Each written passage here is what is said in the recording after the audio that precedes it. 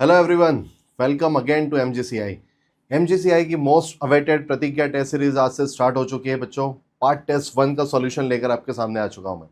आज हम लोग फिजिक्स का सॉल्यूशन करेंगे। जो टेस्ट आप लोग देखे आए हो फिजिक्स पार्ट 1 का, सिर्फ फिजिक्स का सॉल्यूशन हम लोग यहाँ पे करने वाले हैं। उसके बाद अगले वीडियोज़ में आपको अलग अलग सब्जेक्ट्स के सॉल्यूशन भी मिल जाएंगे। ठीक है, होपफुली सबने बहुत अच्छा पेपर किया होगा। मुझे उम्मीद है कि सबने अपना बेस्ट दिया होगा। तो स्टार्ट करते हैं सिलेबस से। सिलेबस में सबसे पहले मैं आपको बता दूं कि vector 1D 2D NLM friction work energy power circular motion centre of mass rotational motion और ग्रेविटेशन इस टेस्ट में कवर किए गए थे। इन टॉपिक से क्वेश्चंस पूछे गए हैं और सीधे क्वेश्चन नंबर 1 पर आते हैं हम लोग। ठीक है, चलो देखते हैं कि क्या पूछा गया था क्वेश्चन नंबर 1 में। क्वेश्चन नंबर 1 बोल रहा है stone is thrown at 25 metre per second at 53 degree about the horizontal. ठीक है, मतलब 25 मीटर पर सेकेंड की स्पीड से 53 डिग्री के एंगल पर किसी पत्थर को फेंका गया है। At what time its velocity is at 45 degree below the horizontal. Below the horizontal पूछा है, मतलब कहीं पर वेलोसिटी हॉरिजॉन्टल के साथ कहीं तो 45 डिग्री का एंगल बना रही होगी। यहाँ पर वेलोसिटी होगी v, है ना, क्योंकि हमें नहीं पता इस पॉइंट पर वेलोसिटी क्या होगी। तो इस पॉइंट पर वेलोसिटी है v और ये हॉरिजॉन्टल के साथ 45 डिग्री का एंगल बना रही है। तो अगर हम इसके कंपोनेंट्स बनाएं तो ये बन जाएगा v cos 45 और ये वाला कंपोनेंट बन जाएगा v sin 45। ठीक है, अब देखो क्वेश्चन क्या पूछ रहा है, at what time its velocity is 45 degree below the horizontal.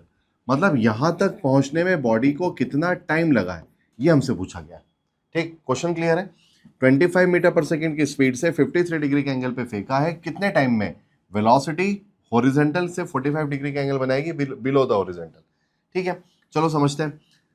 अब हमें टाइम पूछा है तो हॉरिजॉन्टल वेलोसिटी तो कांस्टेंट होती है, मतलब अगर इस 25 का मैं यहाँ एक कंपोनेंट बनाऊं तो ये हो जाएगा 25 cos 53। cos 53 होता है बच्चों 3/5। 3/5 से मिलेगा 5 × 3, मतलब ये तो मिल जाएगा 15।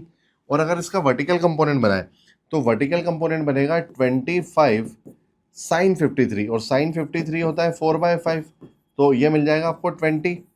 तो वर्टिकल कंपोनेंट इनिशियली 20 है, हॉरिजॉन्टल कंपोनेंट इनिशियली 15 है।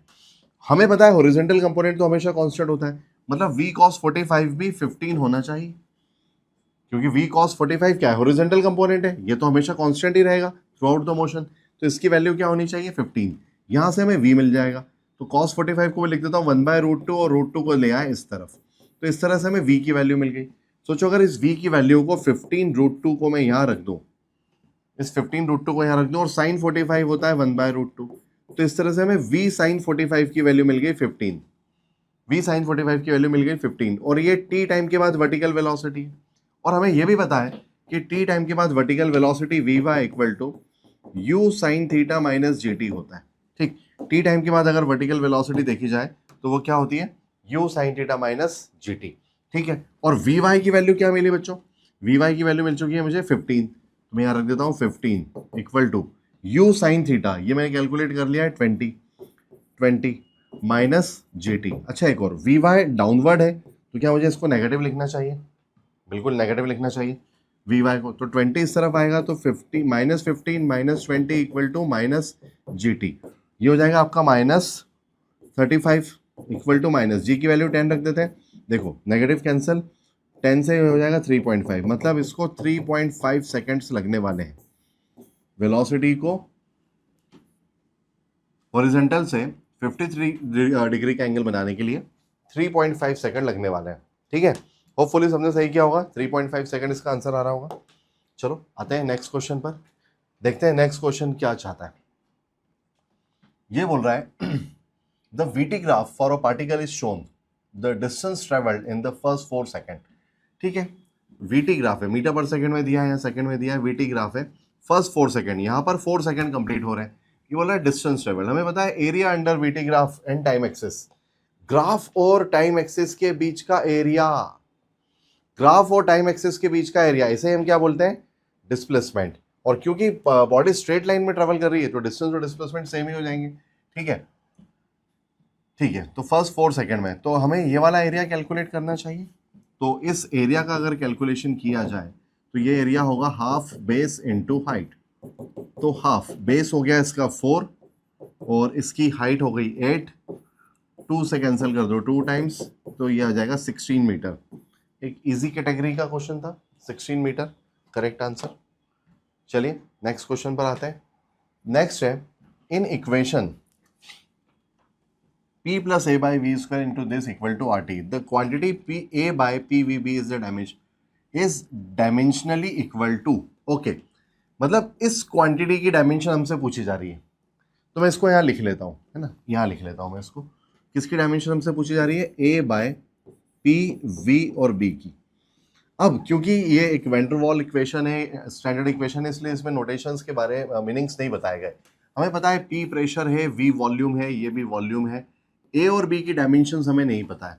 अगर हम किसी तरह से A और B की डायमेंशंस भी पता कर लें, है ना, अगर हम किसी तरह से A और B की डायमेंशंस भी पता कर लें तो हमें A बाय PVB की डायमेंशंस मिल जाएगी। चल करते हैं पता। ध्यान से देखो, P plus A by V square लिखा हुआ है।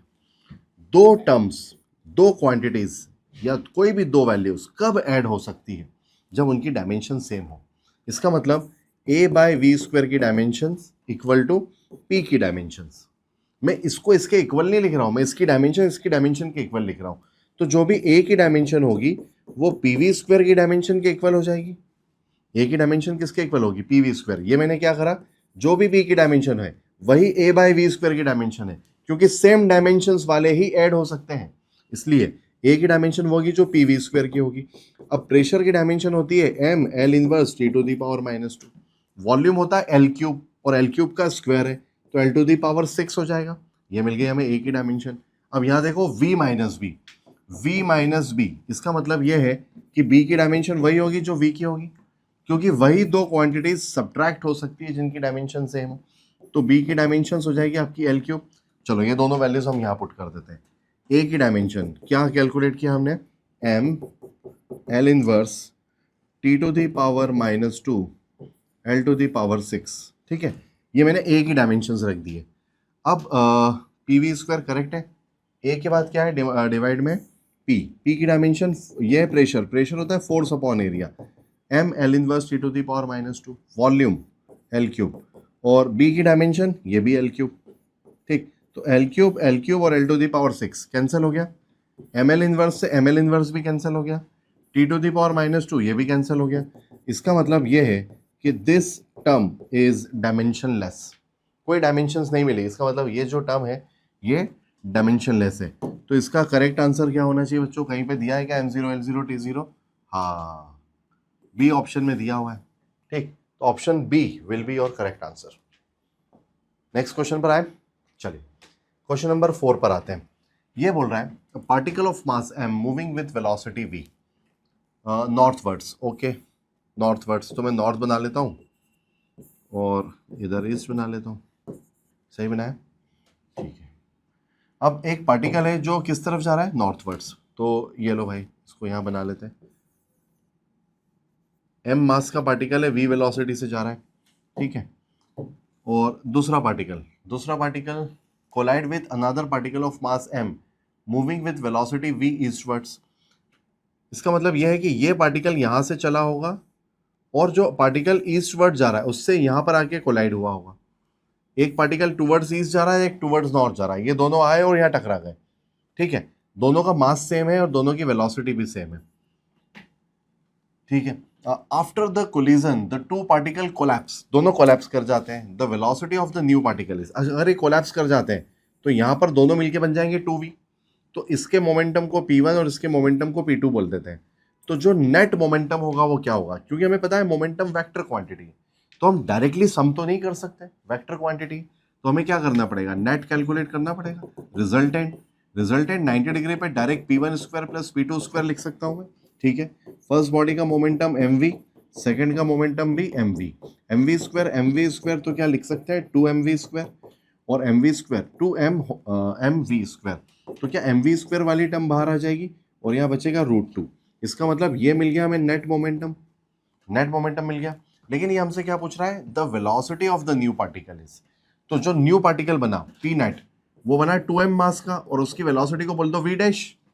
जो नया पार्टिकल बना उसका जो नेट मोमेंटम है वो 2m मास का बना है, क्योंकि m और m कोलैप्स होके 2m बन चुके हैं, और वेलोसिटी को बोल दो v dash equal to equal to M V root two. तो एम वी से एम से एम कैंसिल कर दो, ठीक है, एम से एम कैंसिल कर दो। अब आपको मिलेगा V dash equal to V root two by two, और इस रूट टू से कैंसिल करोगे तो वी बाय रूट टू। तो इस तरह से हमें जो नई वेलोसिटी मिलेगी वी बाय रूट टू मिलेगी। वी बाय रूट टू दो ऑप्शन, एक ही ऑप्शन में दिख रहा है, एक ही में दिख रहा है, तो यही करेक्ट होगा। हाँ, और एक और चीज, इन दोनों का जो नेट है वो जरूर इधर आएगा, नॉर्थ ईस्ट में, ठीक। तो नॉर्थ ईस्ट वाला जो ऑप्शन है वो हमारा करेक्ट हो जाएगा। ये कोई रिलेटिव वेलोसिटी नहीं है जिसमें सब्ट्रैक्शन हो, ये रिलेटिव नहीं है, ये रिजल्टेंट है। रिजल्टेंट दो वेक्टर का उनके बीच में ही आएगा।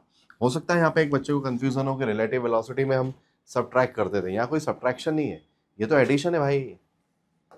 आ जाओ नेक्स्ट क्वेश्चन पे, क्वेश्चन नंबर 5। ठीक ठीक है भाई, क्वेश्चन नंबर 5 पर आते हैं और देखते हैं। ए वेक्टर 3i 4j 5k, ठीक है, B vector ijk, match the column A and B, ठीक है।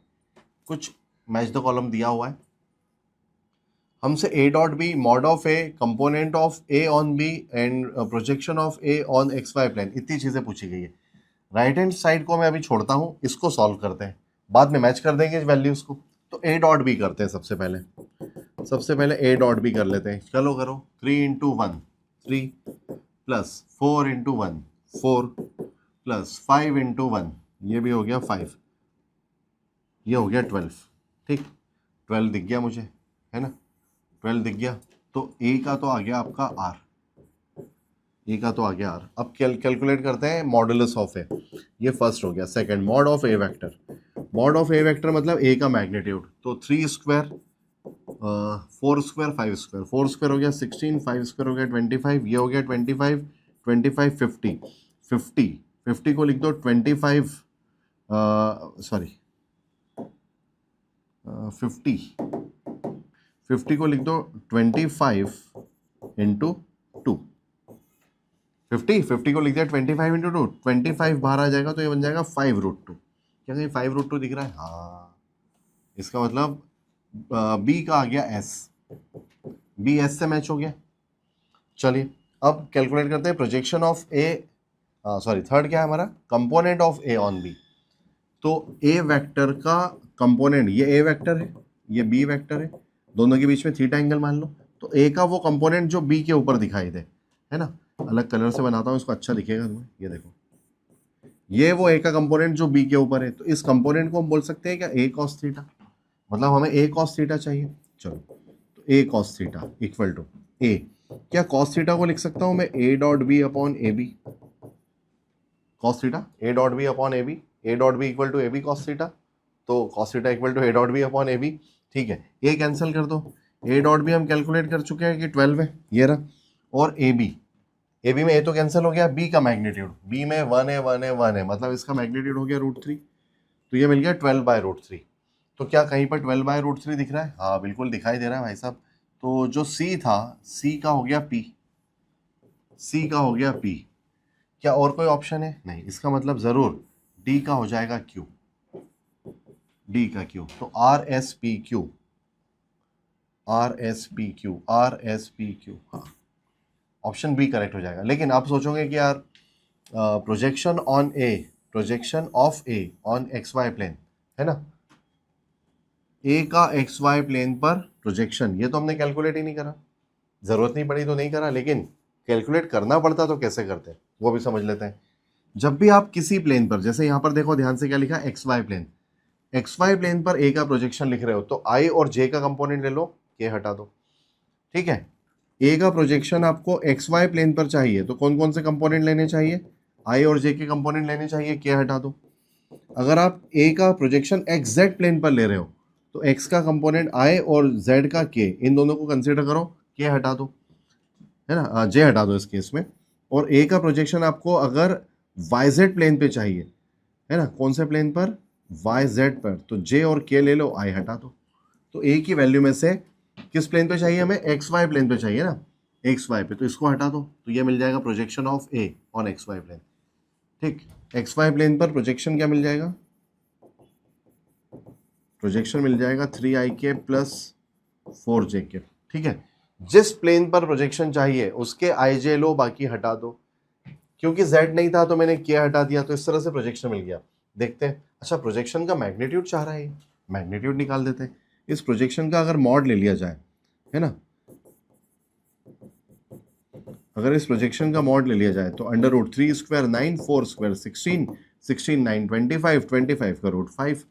तो क्या लास्ट वाले को मैंने 5 पे टिक करा था? हाँ बिल्कुल सही। इस तरह से आप प्रोजेक्शन भी कैलकुलेट कर सकते हो। ठीक है, चलिए आते हैं नेक्स्ट क्वेश्चन पर। Next question is question number 6। क्या बोलना चाह रहा है क्वेश्चन नंबर 6? ये बोल रहा है satellite revolve very near to the earth surface, मतलब h is very very less than r। Very near to earth surface मतलब h is very very less than r, radius r, then its time period is. तो इसका time period क्या होगा? Time period होगा, ये पूरे complete cycle में घूमेगा 2 पाई r प्लस h। किस स्पीड से घूमेगा? ऑर्बिटल से घूमेगा। तो t equal to 2 pi r plus h, orbital होता है under root G M by R plus H. इस टर्म को ले जाओ ऊपर, तो under root R plus H by G M, और इस आर प्लस एच को भी रूट में ले जाओ तो स्क्वायर हो जाएगा, और एक पहले से ही है तो क्यूब हो जाएगा। अब क्योंकि ये बोल रहा है H very very less than R, तो हम एच को नेग्लेक्ट कर देते हैं। तो T equal to 2 pi under root, H को नेग्लेक्ट कर दो, ये हो जाएगा आर क्यूब।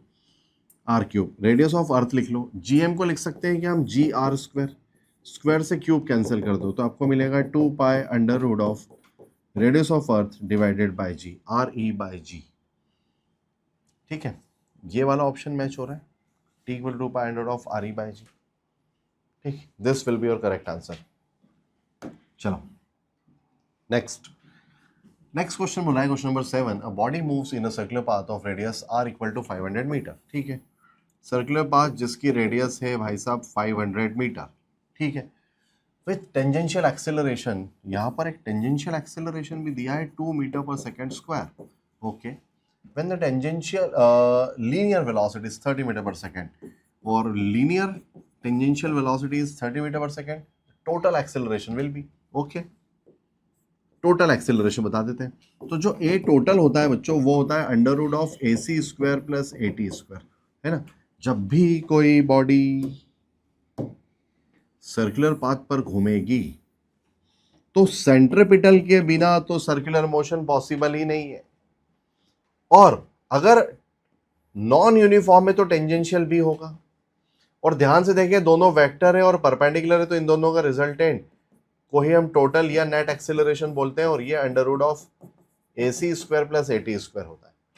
अब ये रहा हमारे पास टेंजेंशियल की वैल्यू तो डायरेक्ट गिवन है 2, तो A total equal to under root, centripetal को हम लिख सकते हैं क्या, वेलोसिटी और रेडियस गिवन है तो वी स्क्वायर बाय आर, है ना, और टेंजेंशियल की वैल्यू 2 स्क्वायर हो जाएगा 4।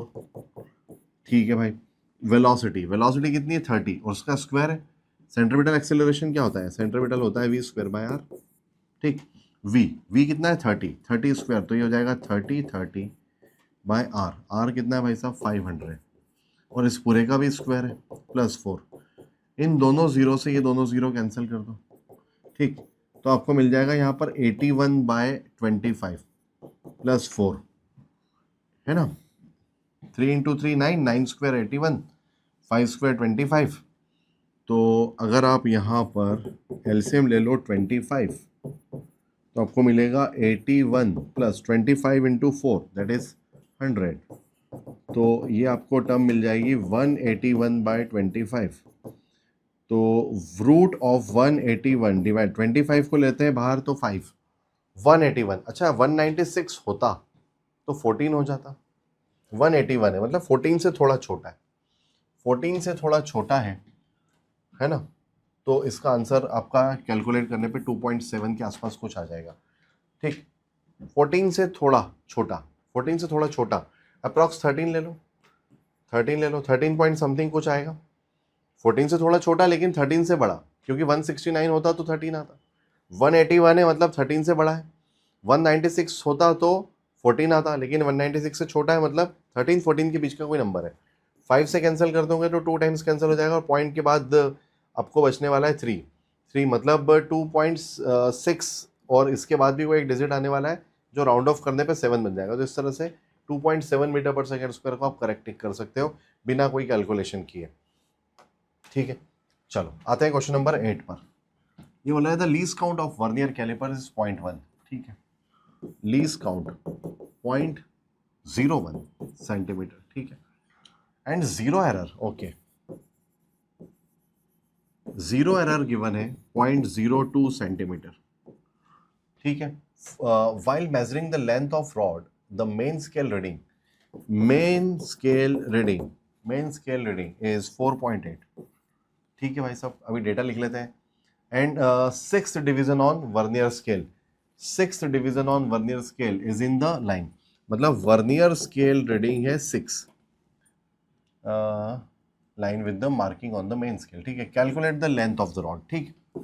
तो फाइनल रीडिंग के लिए हमारे पास एक फॉर्मूला है, main scale reading plus vernier scale reading multiplied by least count, ठीक। मेन स्केल रीडिंग है हमारे पास, बहुत सीधा सीधा क्वेश्चन है तो 4.8, वर्नियर स्केल रीडिंग है 6 और लीस्ट काउंट गिवन है 0.01, तो ये हो जाएगा 4.8 प्लस अगर इन दोनों का मल्टीप्लाई करें तो ये हो जाएगा 0.06, ऐड कर दो 4.86 सेंटीमीटर। लेकिन क्या ये फाइनल रीडिंग है? क्या ये फाइनल रीडिंग है? थोड़ा छोटा ही लिख देता हूं, क्या ये फाइनल रीडिंग है? नहीं। क्यों नहीं है? क्योंकि जीरो एरर भी गिवन है। जब भी एरर गिवन होता है तो फाइनल रीडिंग के लिए उसमें से जीरो एरर को साइन के साथ माइनस किया जाता है ना।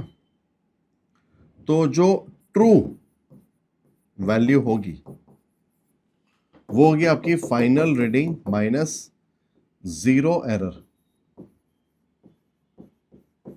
फाइनल रीडिंग है हमारी 4.86 माइनस जीरो एरर कितना है 0.02, इसको माइनस करो तो 4.84। अगर ये जीरो एरर नेगेटिव होता तो माइनस माइनस करके यहां प्लस हो जाता और आंसर 888 आ जाता, और वो भी ऑप्शन में है। लेकिन क्योंकि जीरो एरर पॉजिटिव है इसलिए वो माइनस हुआ है और आंसर में 84 आया, वो भी ऑप्शन में। सो 4.84 this will be your correct answer. हमेशा एक बात का ध्यान रखना है, इसमें याद रखना अच्छे से कि जीरो एरर को हमेशा सब्ट्रैक्ट किया जाता है साइन के साथ सब्ट्रैक्ट किया जाता है। तो पॉजिटिव जीरो एरर सब्ट्रैक्ट हो जाते हैं और नेगेटिव जीरो एरर ऐड हो जाते हैं। क्यों ऐड हो जाते हैं? क्योंकि माइनस हम हमेशा सब्ट्रैक्ट करते हैं और नेगेटिव के साथ सब्ट्रैक्ट करेंगे तो माइनस माइनस प्लस हो जाएगा। सन्नाटो समझ रहे हो? चलो ठीक है भाई, थोड़ा थोड़ा क्लास वाला फील आ गया था मुझे इसलिए बोल दिया। तो क्वेश्चन नंबर 9 पे आते हैं। If the velocity v of particle moving along a straight line decreases linearly, ठीक है, वेलोसिटी लीनियरली डिक्रीज हो रही है, अच्छा दिख रहा है। डिस्टेंस वेलोसिटी लीनियरली डिक्रीज हो रही है with its displacement from 20 metre per second to a value approaching 0 s equal to 30, ठीक है। वेलोसिटी 20 से 0 आ गई, डिस्प्लेसमेंट 0 से 30 चला गया। The acceleration of particle at v equal to 15 metre per second. अच्छा सवाल लग रहा है भाई। एक्सेलरेशन पूछा है, कब पूछा है? When v equal to 15 metre per second, जब वेलोसिटी की वैल्यू 15 मीटर पर सेकेंड है, ठीक है। इस समय एक्सेलरेशन पूछा है, ठीक है। और जो डिस्प्लेसमेंट है वो 30 है और वेलोसिटी, इनिशियल वेलोसिटी 20 है, फाइनल वेलोसिटी 0 हो चुकी है, ठीक है। क्या हमने ये पढ़ा है a equal to V D V by D X? क्योंकि वेलोसिटी वेरिएबल है, a equal to V D V by D X direct use किया जा सकता है, ठीक है। इसको यूज करते हैं a equal to V D V by D X को और देखते हैं। एक्सेलरेशन हमें चाहिए v, कब चाहिए? जब v की वैल्यू 15 हो, तो 15 dv को लिख दो v2 माइनस v1, dx को लिख दो x2 माइनस x1। तो 15 तो गिवन है, v2 फाइनल वेलोसिटी यहां पर 0 minus initial velocity 20, final position 30, initial position 0, ठीक है। तो हमें क्या मिला? हमें मिला 15 इंटू माइनस 20 डिवाइडेड बाय 30। ये कैंसिल, 3 से कैंसिल 5 टाइम्स, है ना। तो ये आ जाएगा -10 मीटर पर सेकेंड स्क्वायर। -10 कहीं दिख रहा है क्या? हाँ, बी ऑप्शन में दिख रहा है। So B will be your correct answer. Option number B आपका करेक्ट आंसर होगा। हाँ इधर भी टिक कर देता हूँ, ठीक है, जहां दिख गया वहां टिक कर दिया, ठीक है। आ गए नेक्स्ट क्वेश्चन पे, कुछ स्किप तो नहीं हुआ, एक बार देख ले। हाँ सही है, 9 था, अब 10 पे आ गए। From the top of tower particle is thrown vertically downward, ठीक है, टावर पे जाके फेंक दिया, ये लो, ये फेंका, कितनी स्पीड से फेंका है, 10 मीटर पर सेकेंड से फेंका नीचे की तरफ, 10 मीटर पर सेकेंड से नीचे फेंक दिया। The ratio of the distance covered by it in the 4th and 3rd second, S 4th और एस 3rd का रेशो पूछा है।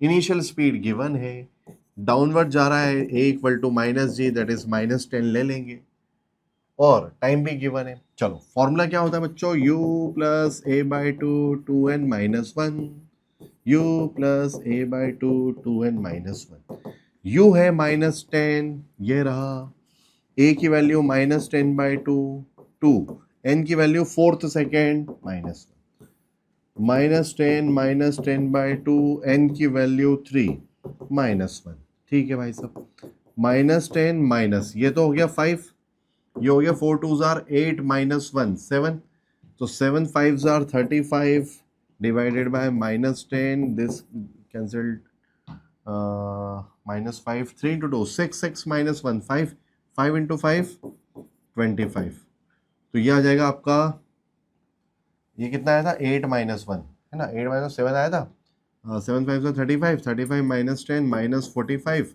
और ये हो जाएगा आपका -35, 5 से कैंसिल कर दो, माइनस माइनस भी कैंसिल कर दो, 9:7, कोई ऑप्शन दिख रहा है क्या, 9:7, 9:7, option number C will be your correct answer.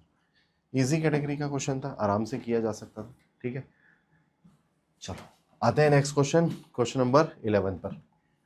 An insect trapped in a circular groove, groove मतलब नाली,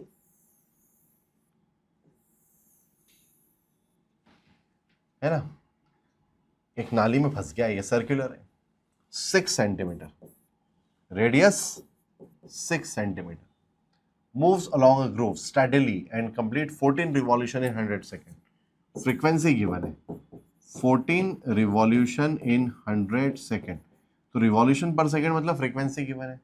linear speed of the motion will be, v पूछ रहा है, क्या v को लिख सकते हैं r ओमेगा, रेडियस है 6, आंसर किस में चाहिए, सेंटीमीटर में, तो सेंटीमीटर में रख देता हूँ, ओमेगा, ओमेगा होता है 2π/t, और 1/t को लिख सकते हैं न्यू, तो ये हो जाएगा 6 इंटू 2π इंटू न्यू, न्यू हो जाएगा 14 डिवाइडेड बाय 100, ठीक है, 14 डिवाइडेड बाय 100 है ना, तो ये हो जाएगा आपका 12, पाई की टर्म में चाहिए क्या, नहीं, ये हो जाएगा 12 इंटू 3.14 इंटू 14 डिवाइडेड बाय 100, ठीक है। इस तरह से इसको सॉल्व किया जाए, ठीक है, तो थोड़ा सा मल्टीप्लाई करके देखते हैं, 12 12 होता तो 144 आता, लेकिन 14 है तो उससे ज़्यादा आएगा, उसका ट्रिपल करेंगे तो 500 के समथिंग कुछ आएगा, इसका मतलब ये है 100 से डिवाइड करके 2 डिजिट हटा दें तो 5.3 सेंटीमीटर पर सेकेंड के आसपास कोई स्पीड इसकी आ जाएगी, ठीक, तो इसका अप्रॉक्स आंसर मैं यहाँ पे टिक कर रहा हूँ 5.3 सेंटीमीटर पर सेकेंड। मैंने इन दोनों का प्रोडक्ट करा, उसका 3 टाइम्स करके देखा तो वो 500 से ऊपर की एक वैल्यू दिख रही है, 100 से डिवाइड करो, 2 पॉइंट लगाओ, ठीक है, समझ रहे हो किस तरह से आप बिना कैलकुलेट करे भी उसे टिक कर सकते हो। Projectile is fired eight an angle of 60 degree with the horizontal, ठीक है भाई, हॉरिजॉन्टल से 60 डिग्री का एंगल, अब पिंक से लिखेंगे, ये लो 60 डिग्री, ठीक है भाई, 60 डिग्री के एंगल पे फेंक दिया with the horizontal elevated elevation angle of projectile at its highest point as seen from the point of projection, okay, ये बोल रहा है कि हाईएस्ट पॉइंट का एलिवेशन, एलिवेशन समझते हो, एलिवेशन का मतलब है कि अगर इनिशियल और हाईएस्ट पॉइंट को ज्वाइन करें, इनिशियल और हाईएस्ट पॉइंट को अगर ज्वाइन करें तो यहाँ पर जो एंगल बनेगा इसको बोलेंगे एंगल ऑफ एलिवेशन, हमें ये चाहिए। तो ध्यान से देखो बच्चों, बताओ ये क्या होता है भाई साहब, ये तो हाइट है और ये पूरा तो रेंज है, ये पूरा रेंज है, तो ये कितना है, रेंज का आधा है r/2 है ना, ये रेंज का आधा है। और अगर यहाँ पर मैं टेन थीटा लगाऊं, क्योंकि हमें थीटा चाहिए, तो आ जाएगा h divided by r/2।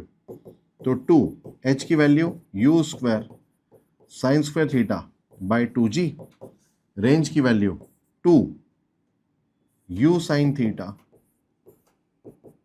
u cos theta by g से g, 2 से 2 कैंसिल, ठीक। u स्क्वायर से u स्क्वायर और साइन से एक साइन भी कैंसिल, तो sine theta upon cos theta क्या मिल गया हमें यहाँ पर,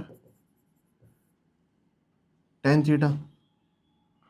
थीटा बाय 2, एक 2 ये भी बच रहा है, टेन थीटा बाय 2। और एंगल ऑफ प्रोजेक्शन तो गिवन है ना हमें 60 degree, angle of projection given है 60 डिग्री, रख दो 60। तो अगर मैं यहाँ 1060 रख दूं तो 1060 बाय 2, 1060 क्या होता है √3/2। तो इस तरह से टेन थीटा की वैल्यू मिल जाएगी आपको √3/2। तो थीटा मिल जाएगा tan इनवर्स √3/2, ठीक। थीटा मिल जाएगा आपको tan इनवर्स √3/2। नेक्स्ट क्वेश्चन, ठीक।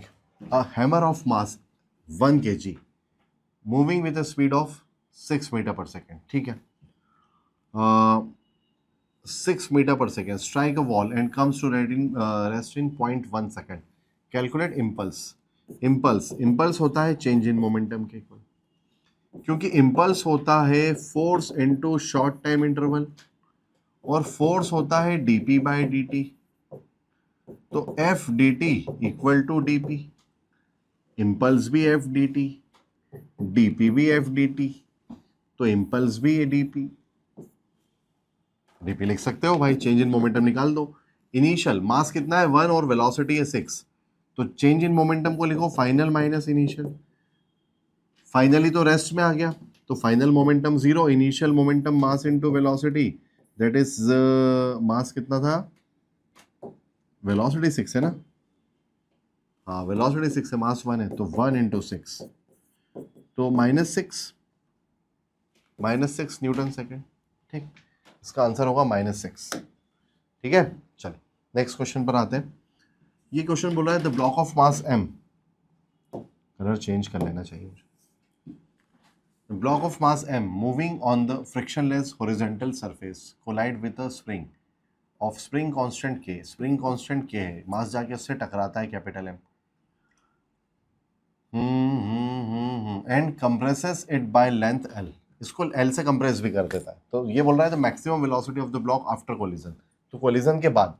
अच्छा एक बात बताओ, ऐसा कुछ बोल रहा है ये, मास गया गया गया गया गया स्प्रिंग से टकरा गया और स्प्रिंग को कंप्रेस कर दिया, है ना, स्प्रिंग जो भी थी वहां से कितने पे कंप्रेस हो गई l, तो क्या स्प्रिंग के पास एनर्जी स्टोर हो गई, हाँ कौन सी, हाफ kx², x की वैल्यू l है। अब ये एनर्जी सारी की सारी मास को दे देगा, तो मास को जब ये फेंकेगा, स्प्रिंग के पास एनर्जी स्टोर हो गई, उसने सारी सारी एनर्जी मास को दे दी, तो मास को कितनी एनर्जी मिली, हाफ mv², हाफ से हाफ कैंसिल, तो KL²/m इक्वल टू v², तो v इक्वल टू l आ जाएगा बाहर, रूट बचेगा k/m, क्या ऐसा कोई ऑप्शन है, l k/m, C, this will be your correct answer, ठीक है। Next question number 15, the moment of inertia of a thin uniform rod rotating about a perpendicular axis passing through one end is I, ठीक है। Rod जिसके एक and से axis pass हो रहा है, ये यहां से, इसको बोल रहा है आई, मास m, लेंथ l है, तो 1/3 ml² लिख लो, आई की वैल्यू 1/3 ml² लिख लो। The same rod is bent into a ring, ओहो, रॉड को घुमा दिया, रिंग बना दिया, लो भाई बना देते हैं, and its moment of inertia about diameter is I dash, okay, इसको आई डैश बोल रहा है। अच्छा बताओ, रिंग है तो रिंग की लेंथ तो एल ही होगी क्योंकि एल लेंथ की रॉड से बनाया, इसकी रेडियस कैसे पता करें, इसको लिख सकता हूँ कि मैं 2πr, ये जो लेंथ है वो किसके इक्वल है, 2πr के, तो यहाँ से रेडियस आ जाएगा l/2π, इसकी रेडियस आ गई l/2π। अब बताओ रिंग का ये वाला मोमेंट ऑफ इनर्शिया क्या होता है, mr², तो ये वाला और ये वाला ID का सम mr² के इक्वल होगा, तो मैं लिख सकता हूँ 2ID, ID को इन्हें आई डैश बोला है, I dash plus I dash equal to M R square, ये वाला, ठीक। एम आर स्क्वायर, आर को लिखो L square by 4 pi square, ठीक ठीक, एम आर स्क्वायर, और ये 2 इधर ले जाओ, तो आई डैश इक्वल टू मिलेगा आपको M L square by 8 pi square, ये आई डैश मिलेगा। अब क्या पूछ रहा है ये, अच्छा आई डैश और आई का रेशो पूछ रहा है। आई डैश की value M L square upon 8 pi square divided by I, I क्या है 1/3, 1/3 में 3 ऊपर चला जाएगा, M L square M L square M L square cancel, आपको मिलेगा 3/8 पाई स्क्वायर, यही दिख गया मुझे, 3/8 पाई स्क्वायर, 3/8 पाई स्क्वायर दिख गया। Option number B will be your correct answer, ठीक। चलो आते हैं नेक्स्ट क्वेश्चन, क्वेश्चन नंबर 16 पर। 16, 2 particle of masses m and 9m are placed at a distance r, ठीक है, ये m ये 9m कितनी डिस्टेंस पे रखे r। The gravitational potential at a point on the line joining them where the gravitational field is 0, okay, उस point पर potential बताओ जिस पॉइंट पर फील्ड 0 है। एक ही क्वेश्चन में 2 क्वेश्चन, ओह एक ही क्वेश्चन में 2 क्वेश्चन। कहां पर फील्ड 0 होगा, हमेशा छोटे के पास होता है, से x, m से x पे, तो 9m से r माइनस x पर, ये r है ये x है, r माइनस x पे फील्ड 0 होगा। कैसे होगा, एम नॉट रख दो, ये एम नॉट को जितना अट्रैक्ट करेगा वो भी उतना ही अट्रैक्ट करेगा, दोनों का अट्रैक्शन एक दूसरे से कैंसल, फोर्स 0 फील्ड 0, ये कितना अट्रैक्ट करेगा G M M naught by X square, वो कितना अट्रैक्ट करेगा G 9m M naught by r minus X whole square, G M M naught cancel, 1/x square, root ले लो भाई, स्क्वायर हटा देते हैं तो ये बन जाएगा 1/x, 9 का रूट हो जाएगा 3 और ये हो जाएगा r minus X, cross multiply करो तो r minus X equal to 3x, so r equal to 4x, so x equal to r/4। अगर x r/4 है तो ये 3r/4 है, क्योंकि ये 1/4 है तो ये 3/4 है।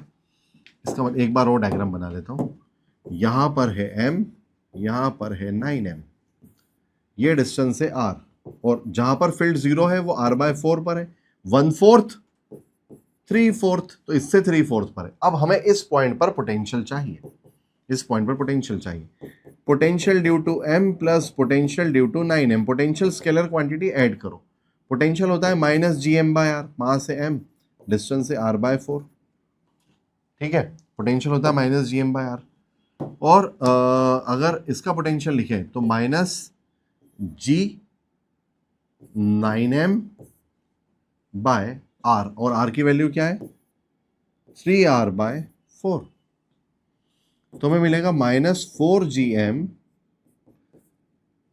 मैंने कैपिटल लिख दिया, minus 4gm/r minus 9 4s are 36 gm/3r, अच्छा इधर 3r इधर r है, एलसीएम ले लो, एलसीएम ले लेंगे तो 3r बन जाएगा एलसीएम, 3 का मल्टीप्लाई 4 में करेंगे तो 12gm माइनस 36 gm/3r, ठीक है, ऐड कर दो तो ये हो जाएगा 8 और ये हो जाएगा 4 माइनस 48 gm/3r, 3 से कैंसिल होता हुआ भी दिख रहा है 16 टाइम्स, तो माइनस 16 gm/r, माइनस 16 gm/r।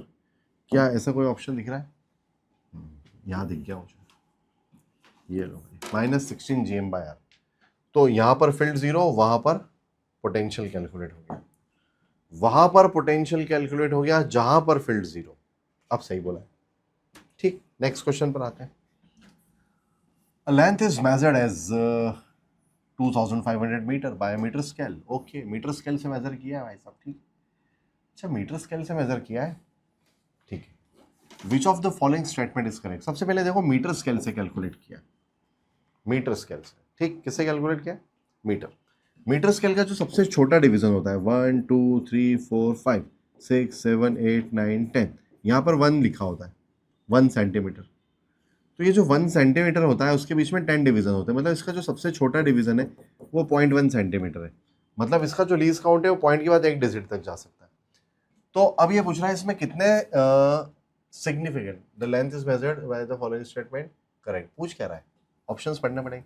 अच्छा, सिग्निफिकेंट फिगर पूछ रहा है, तो इसमें तो 1 2 3 4 सिग्निफिकेंट फिगर है।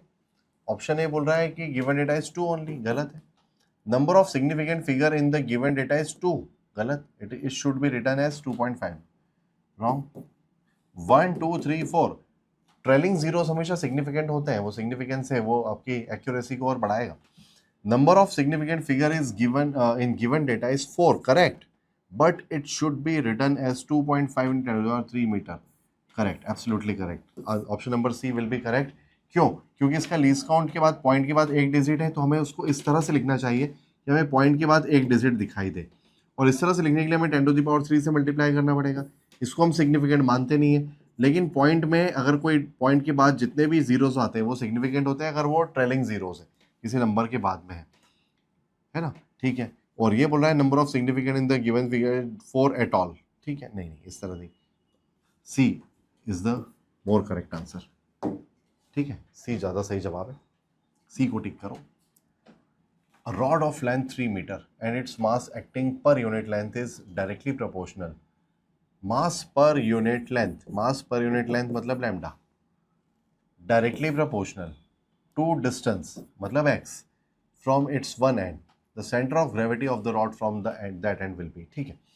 ये कोई रॉड है इस तरह से, जो जिसका मास पर यूनिट लेंथ x के साथ बढ़ते ही जा रहा है, प्रोपोर्शनल है, तो लैम्डा इक्वल टू मैं लिख लूँ क्या, के एक्स, यहाँ से मैं लिख लेता हूँ लैम्डा प्रोपोर्शनल टू एक्स बोला है, लैम्डा इक्वल टू के एक्स लिख लेता हूँ, ठीक है। हमें इसका सेंटर ऑफ ग्रेविटी चाहिए, तो इसका जो सेंटर ऑफ ग्रेविटी होगा वो लीनियर होगा, एक्स कोऑर्डिनेट होगा।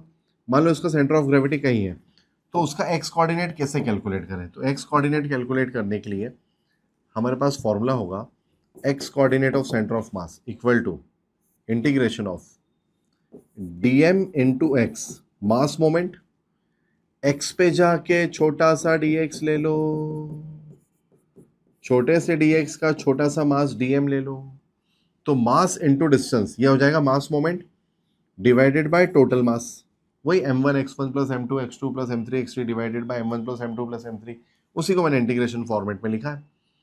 लेकिन कहाँ से कहाँ तक, जीरो से लेकर कितनी लेंथ है इसकी, 3 मीटर, तो जीरो से लेकर ये 0 और ये 3, तो 0 से 3 0 से 3। अब हमारे पास dm की वैल्यू नहीं है, तो dm को लिख सकते हैं यूनिट लेंथ का मास इतना, तो dx लेंथ का कितना, लैम्डा dx, और लैम्डा की वैल्यू kx यहाँ रख दो, तो हो जाएगा kx dx, तो dm की वैल्यू यहाँ रख दो 0 to 3 kx dx, साथ में एक x और है तो इसको लिख दो x square divided bye integration dm की वैल्यू kx dx, ये भी कहां से कहां तक, 0 to 3, ठीक। चलो आगे बढ़ते हैं, क्या आ गया बाहर, इंटीग्रेशन में बचा एक्स स्क्वायर, इंटीग्रेशन में क्या बचा, एक्स स्क्वायर। इस 3 को मैं थोड़ा सा मिटा देता हूं, ये तुम्हें कंफ्यूज कर सकता है, एक्स स्क्वायर 2 के ऊपर 3 भी दिख रहा था इसलिए उसको मैंने हटा दिया।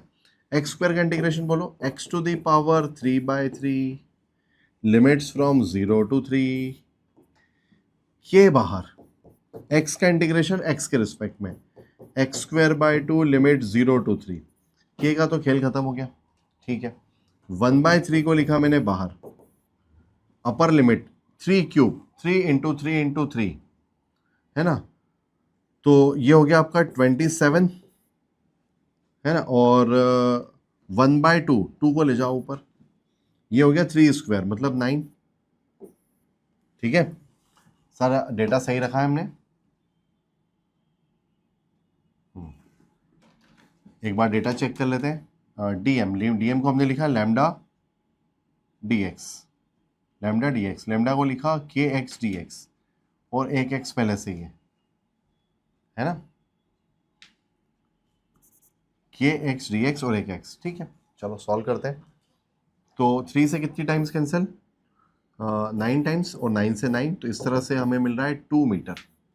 तो क्या कहीं पर 2 मीटर ऑप्शन में दिखाई दे रहा है, ये रहा, इसका मतलब सेंटर ऑफ मास का एक्स कोऑर्डिनेट यहाँ से 2 मीटर के डिस्टेंस पे होगा, मतलब 3 के बहुत पास, 3 यहाँ पे खत्म हो रहा है, 2 यहाँ कहीं होगा, ये इसका सेंटर ऑफ मास हो जाएगा। इस तरह सॉल्व करके आपको मिलेगा 2। ठीक है, चलो आगे बढ़ते हैं। नेक्स्ट क्वेश्चन पर आते हैं, that is question number 20।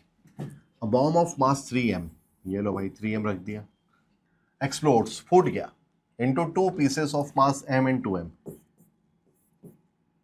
m और 2m, फूटा, टुक, m 2m, दो अलग अलग बन गए। ठीक, if the velocity of m is 16, अच्छा इसकी वेलोसिटी 16 मीटर पर सेकेंड, तो 2m की वेलोसिटी क्या होगी पहले तो अपन ये पता कर लेते हैं। ये बोल रहा था total kinetic energy release in the explosion. ठीक है, काइनेटिक एनर्जी लिखने के लिए वेलोसिटी तो चाहिए भाई साहब।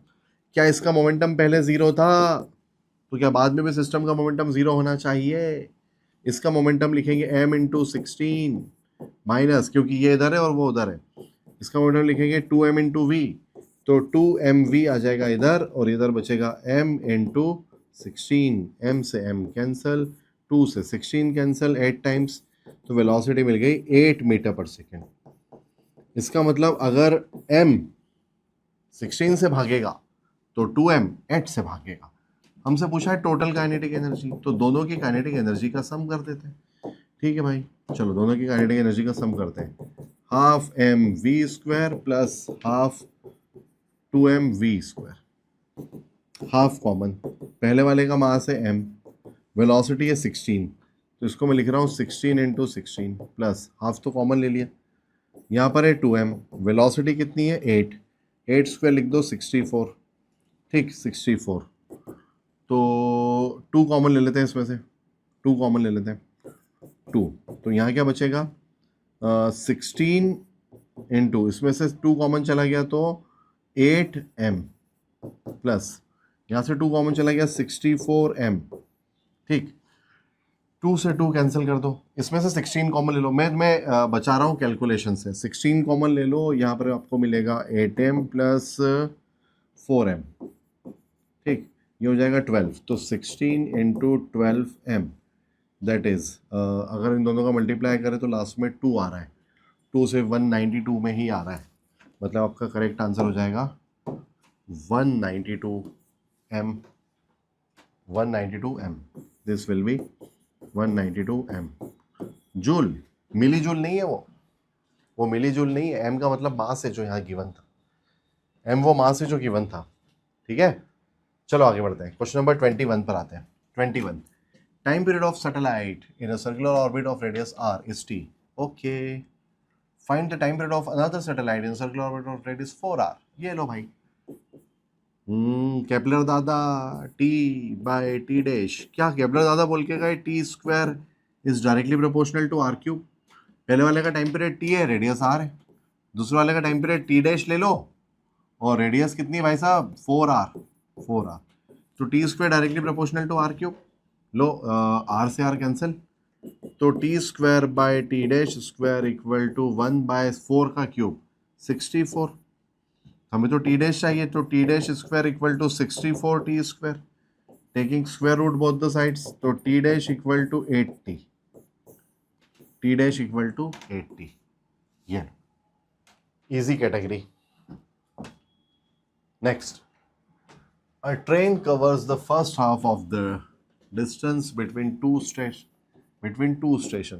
stations के बीच की डिस्टेंस ले लो 2x, first half second half को बोल दो xx, ये वाली डिस्टेंस 40 से ट्रेवल करे, another half with speed 60 kilometre per hour, then its average speed is. तो एवरेज क्या होता है, total distance travelled upon total time taken, यहाँ पे टाइम तो दिया नहीं, तो टाइम को लिख लूँ मैं distance upon speed, distance upon speed, और यहाँ पर भी total distance travelled upon total time taken, यहाँ भी टाइम नहीं है तो क्या मैं लिख दूँ उसको x बाय 60, तो ये हो गया 2x, x कॉमन 40 60 एलसीएम, यहाँ पे मिलेगा 40 plus 60, x cancel, 2 into 40 60 divided by 40 plus 60 100, 6 4 सा 24 इंटू 2 48, किसमें यूनिट से, किलोमीटर पर आवर में, kilometre per our, 48 kilometre per our. ठीक है बच्चों, क्या मिला मैं, 48 किलोमीटर पर आवर। चलो नेक्स्ट क्वेश्चन पर आते हैं, दैट इज क्वेश्चन नंबर 23। ये बोल रहा है 2 blocks of mass m, masses 8 kg 5 kg are connected by heavy rope, massive rope दिया हुआ है, mass 3 kg, complete system is accelerated upwards by 10 meter per second square as shown in the figure. The tension at point P. ओहो, इस point पे tension पूछा है। इसकी technique है 8 किलो, जहाँ टेंशन चाहिए वहाँ से रस्सी तोड़ दो और एक लाइट स्प्रिंग लगा दो, लाइट स्ट्रिंग लगा दो। इसका मास कितना है 3 kg, 3 8 और इसको मैंने ब्लॉक बना के 3 और इन दोनों के बीच में स्ट्रिंग लगा दी एक लाइट, और इसके नीचे है 5 है ना, इसके नीचे है 5। यहाँ पे टेंशन पूछा है ना, तो दो चीज़ें कर सकते हो आप, 5 और 3 को ऐड कर दो है ना, या फिर इस तरह से कैलकुलेट करते हैं। देखो यहाँ पर 50 होगा, यहाँ पे टेंशन होगा टी डैश, इसका वेट यहाँ पर होगा 30, यहाँ पे टेंशन होगा टी, इसका वेट यहाँ पर होगा 80। ऊपर कितना फोर्स लगा के खींच रहे हैं ये तो बताया नहीं है, लेकिन एक्सेलरेशन गिवन है 10। ठीक है, हमें टी चाहिए, लेकिन जब हम टी यहाँ से कैलकुलेट करने गए तो एफ नहीं है, जब टी यहाँ से कैलकुलेट करने गए तो टी डैश नहीं है, तो यहाँ से टी डैश निकाल लो पहले। इस 5 kg को देखो, एक फोर्स ऊपर एक फोर्स नीचे, फिर भी चला ऊपर, इसका मतलब ऊपर वाला बड़ा। तो कैसे लिखेंगे, हैवियर सॉरी ग्रेटर फोर्स, और ये कौन सा है 50 है ना, greater force minus smaller force is equal to force, net force equal to M A, A की वैल्यू 10, तो टी रेश हो जाएगा आपका 50 50 100, 50 प्लस 50 100। चलो अब 3 kg का फ्री बॉडी डायग्राम देखते हैं। 3 पर नीचे कितना फोर्स 30 और टी डैश कितना है 100, तो एक तो 30 है नीचे और एक 100 है नीचे, और एक फोर्स ऊपर है टी, और ये चला ऊपर 10 से, मतलब ऊपर वाला बड़ा, तो बड़ा माइनस छोटा इक्वल टू एम ए, तो टी इक्वल टू 30 प्लस 130 मतलब 160। ये लो भाई 160 न्यूटन आ गया। इजी क्वेश्चन था, इसमें कोई ज़्यादा टाइम वाइम खराब करने की जरूरत नहीं थी, 160 न्यूटन टिक कर सकते हो। चलो नेक्स्ट क्वेश्चन पे आते हैं, that is question number 24। Satellite is moving around the earth in orbit to make it move to infinity. अच्छा निकाल दो इसको, एस्केप करा दो, the velocity must be increase by. ठीक है भाई, कोई सैटेलाइट है, ये अर्थ है, ऑर्बिटल से मस्त घूम रहा है, हम चाहते हैं एस्केप कर जाए, तो कितने परसेंट से वेलोसिटी बढ़ा दे कि ये निकल ले। ठीक है भाई, तो हमसे पूछा है परसेंटेज चेंज इन वेलोसिटी, क्या मैं इसको बोल सकता हूँ del v by v into 100%, क्या डेल वी को बोल सकते हैं v final minus v initial upon v initial into 100%। Final speed escape के बराबर और इनिशियल ऑर्बिटल है, इनिशियल तो ऑर्बिटल है, फाइनल कितनी हो जाना चाहिए, अगर एस्केप कराना चाहते हो तो एस्केप के बराबर हो जानी चाहिए इंटू 100%।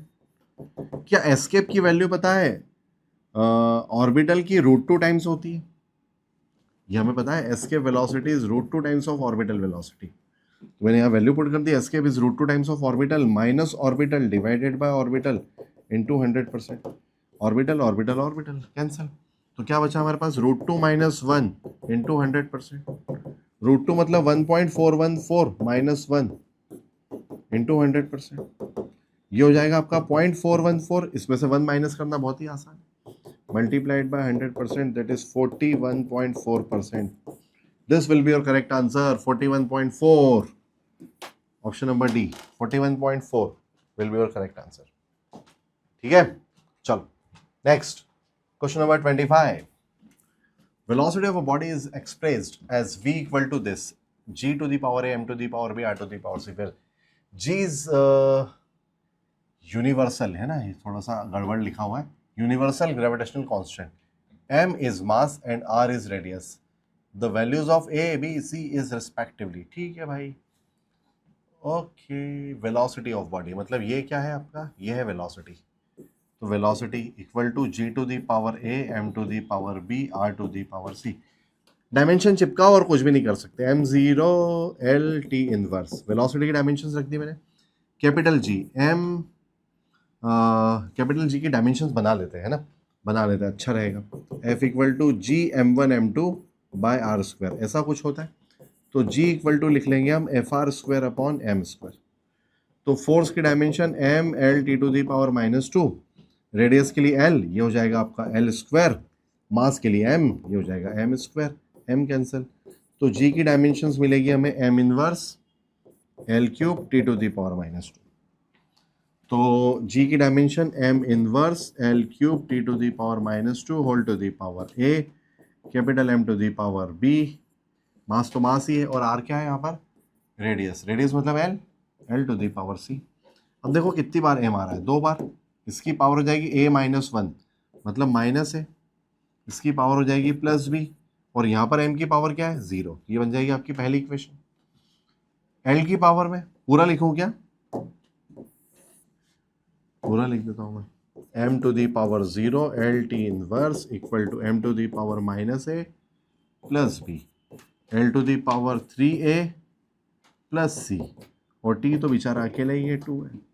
पावर कंपेयर करो, -a plus b equal to 0, 3a plus c equal to 1, इसकी पावर में कुछ नहीं तो 1 है, और -2a इक्वल टू -1। तो a सबसे पहले मिल गया हमें 1/2, देखो a मिल गया 1/2, ठीक, a की वैल्यू मिल गई 1/2, 1/2 यहाँ रख दो, तो -1/2 प्लस b इक्वल टू 0, तो b इक्वल टू 1/2, 1/2 1/2 मतलब a और b तो 1/2 1/2 मिल गए। किसी में दिख रहा है ये 1/2 1/2, इसमें दिख रहा है, बस एक ही दिख रहा है ऑप्शन, एक ही ऑप्शन दिख रहा है, यहीं पे टिक कर दो, यही सही है।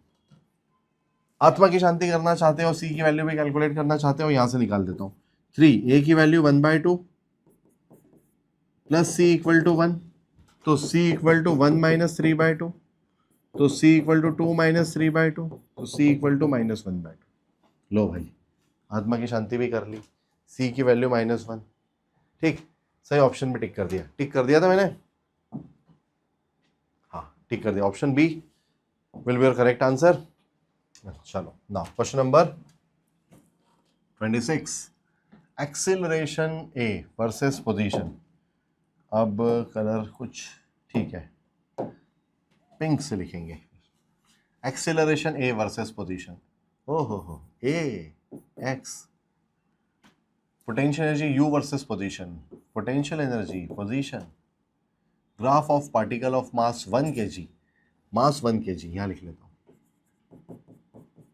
1 kg, moving along x axis are shown in figure, assume that at x equal to 0 velocity of particle is 4 metre per second, मतलब इनिशियल वेलोसिटी गिवन है, इनिशियल वेलोसिटी है 4 metre per second. Match the following at x equal to 8, x equal to 8 पर, x equal to 8 metre पर, इनको match करना है, ठीक है, x इक्वल टू 8 पर मैच करना है, ठीक, किस किस को मैच करना है, kinetic energy, work done by conservative force, total work done और work done by external force, इन सबको मैच करना है। चलो करते हैं, काइनेटिक एनर्जी पूछिए, तो काइनेटिक एनर्जी के लिए अपन एक काम करते हैं, इनिशियल वेलोसिटी गिवन है, सबसे पहला काम करो इनिशियल वेलोसिटी कैलकुलेट कर लो, ठीक है, के इनिशियल, अरे यार जगह लेनी है बस थोड़ी, यहाँ से लिखता हूँ, के initial half mv², half m1 kg, initial velocity 4 का square 16, 8 joule, initial kinetic energy है 8 जूल, लेकिन हमें चाहिए काइनेटिक एनर्जी, मतलब टोटल काइनेटिक एनर्जी चाहिए हमें। टोटल काइनेटिक एनर्जी कैसे निकाले, वर्क से निकाल सकते हैं, work done equal to change in kinetic energy, है ना, work done equal to change in kinetic energy, change in kinetic energy work done equal to K final minus K initial, हमको ये पता है, सोचो अगर ये भी पता चल जाए तो फाइनल काइनेटिक एनर्जी मिल जाएगी। और वर्क किससे मिलता है, ग्राफ से मिल जाएगा हमें वर्क, देखो इसको मैं लिख देता हूँ एम ए, तो ये फोर्स बन जाएगा, अगर मैं इसको लिख दूँ एम ए तो ये क्या बन जाएगा, फोर्स डिस्प्लेसमेंट ग्राफ बन जाएगा, और क्योंकि एम की वैल्यू 1 है तो कोई फर्क भी नहीं पड़ेगा, ग्राफ में कुछ चेंज करने की भी जरूरत नहीं है, एम की वैल्यू 1 यहाँ रख दो तो बन जाएगा एम ए, एम ए क्या बन जाएगा, फोर्स, और यह है डिस्प्लेसमेंट, और फोर्स डिस्प्लेसमेंट ग्राफ का एरिया, क्या यही वर्क है, चलो इसका एरिया बताओ, ये 20 ये 4, तो 20 इंटू 4, इस ट्राइंगल का एरिया बताओ हाफ, बेस कितना है इसका 4, और हाइट कितनी है इसकी 20, ये कैंसिल कर दो 2 टाइम्स, तो 20 इंटू 4 ये तो हो गया 80, और 20 इंटू 2 ये हो गया आपका 40, तो 40 प्लस 80 ये कितना हो गया भाई साहब ये हो गया आपका 120 जूल। तो ये लो भाई, हमें ये मिल गया, वर्क डन मिल गया 120, के फाइनल हमें चाहिए, के इनिशियल है 8, इसको इधर ले आओ, ये हो जाएगा 128। तो दो चीज़ें मिल गई, work done by conservative force भी मिल गया हमें और 128 भी मिल गया। तो काइनेटिक एनर्जी को तो मैच करा देते हैं। कौन सा कलर लूँ? रेड ले लेते हैं मैच कराने के लिए। काइनेटिक एनर्जी 128 कहाँ है, कहाँ है, कहाँ है, कहाँ है, ये रहा। इसका मतलब ए का तो आ गया आर, यहाँ लिखता हूँ, यहाँ मैच कराता हूँ। ए का तो आ गया आपका आर, ठीक, तो ए का आर। उसके बाद वर्क डन, वर्क डन कितना मिला हमें, ये रहा 120। क्या 120 दिख रहा है? Work done by conservative, graph से जो मिलता है वो कंजर्वेटिव फोर्स का ही होता है। तो बी का आ गया पी,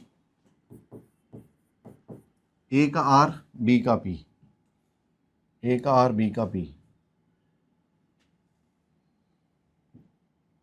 ठीक है। कोई मैच होता हुआ दिख रहा है? चलो और करते हैं, और सॉल्व करते हैं। टोटल वर्क डन, नहीं सॉरी, टोटल वर्क डन है ये तो, कंजर्वेटिव फोर्स नहीं है, तो टोटल वर्क डन है, ठीक है। टोटल वर्क डन है तो बी का आप इसको पी नहीं लिख सकते, इसको क्या लिखना पड़ेगा, टोटल वर्क डन में लिखना पड़ेगा।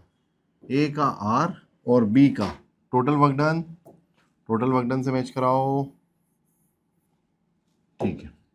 फिर से बनाते हैं, ए का आ गया आर और टोटल वर्क डन कितना आ गया 128, सही है। नहीं 128 तो काइनेटिक एनर्जी है। वर्क डन कहाँ लिखा है मैंने, वर्क डन क्या लिखा है 120, ये रहा वर्क डन। तो टोटल वर्क डन आ गया 120, मतलब सी का डी का पी, डी का पी, ठीक है। टोटल वर्क डन सी है, सी का पी, सी का पी, तो सी का पी यहाँ पे मैच हो रहा है, ए का आर यहाँ पर मैच हो रहा है, यहाँ पर भी मैच हो रहा है। इसका मतलब बी, बी आंसर आपका करेक्ट है, इसका मतलब है कि बी करेक्ट। फिर भी बचे हुए दो सॉल्व करेंगे हम। चलो अब बचे हुए दो सॉल्व करते हैं, हमें दो चीज़ें मिल गई। अब क्या चाहिए हमें, work done by conservative force, ठीक है। Work done by conservative force कैसे निकालते हैं, देखो हमें पता है work done by conservative force is equal to minus of change in potential energy, और work done by conservative force equal to change in potential energy. Potential energy का change क्या हमें यहाँ पे दिखाई दे रहा है, देखो 120 से माइनस 120 तक पोटेंशियल एनर्जी चेंज हुई, तो चेंज को लिख सकता हूँ कि मैं P2 माइनस P1, तो माइनस ऑफ P2 कितना है, फाइनल फाइनल फाइनल कितना, माइनस 120, इनिशियल कितना है, कितना है, कितना है 120, तो 120, तो ये आ जाएगा माइनस ऑफ माइनस 240, इसका मतलब ये आ जाएगा 240। 240 भी ऑप्शंस में है ना, 240 भी ऑप्शन में है, ये रहा 240।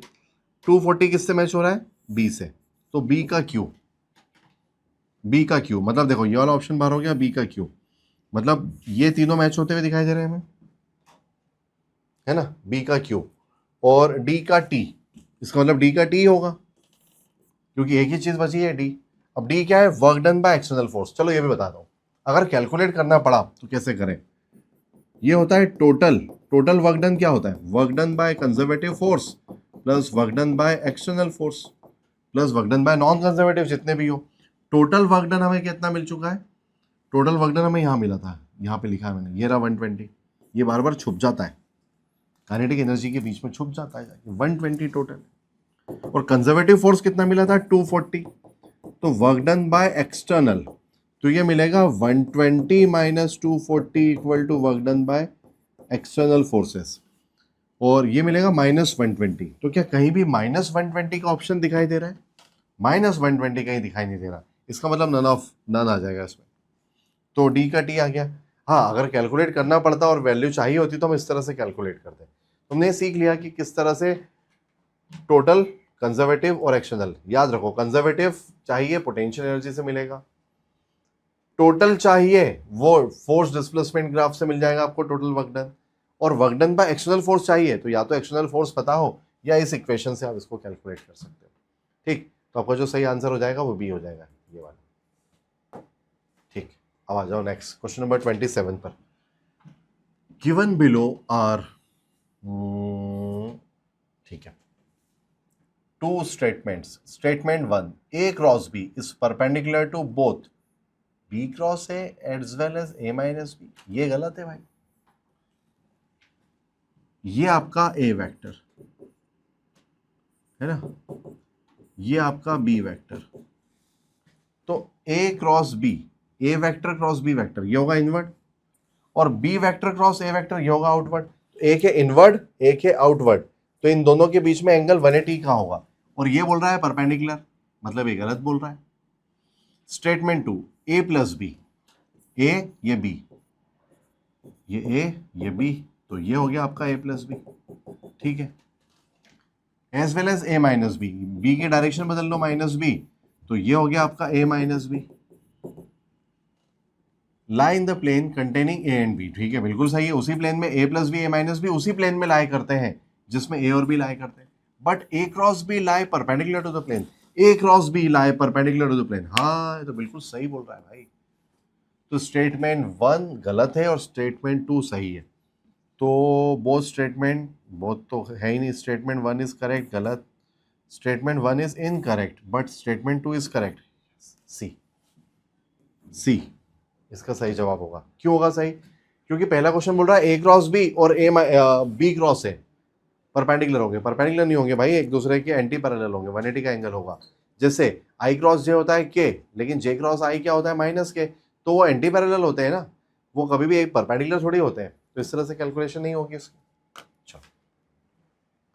Radius of ball is this centimetre, the percentage error in the volume, ठीक है, एक एरर वाली वैल्यू दी है, वॉल्यूम में एरर पूछा है, तो 4/3πr³, इसके लिए फॉर्मूला होता है, वॉल्यूम में एरर चाहिए, परसेंटेज एरर चाहिए, तो percentage error in volume equal to, ये दोनों कांस्टेंट है हटा दो, इसको ले आओ, पावर आ जाएगी आगे, इसको लिखो आप ΔR/R इंटू 100%, ऐसे सिखाया है मैंने, परसेंटेज इसी तरह से कैलकुलेट कर सकते हैं। 3 ΔR वो होता है जो यहाँ पे गिवन होता है R की वैल्यू में, और R की ट्रू वैल्यू उसने गिवन है 6 इंटू ये बोल रहा है 100%, 3 से कैंसिल कर दो, 2 टाइम 2 से 9 को कैंसिल कर दो 0.45 टाइम्स और मल्टीप्लाई कर दो 100 से, तो ये आ जाएगा आपका 45%, ठीक 45%, सो 45% will be your correct answer, ठीक है, करेक्ट आंसर हो जाएगा आपका 45।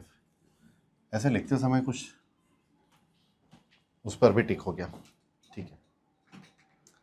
नेक्स्ट क्वेश्चन पर आए, क्वेश्चन नंबर 29।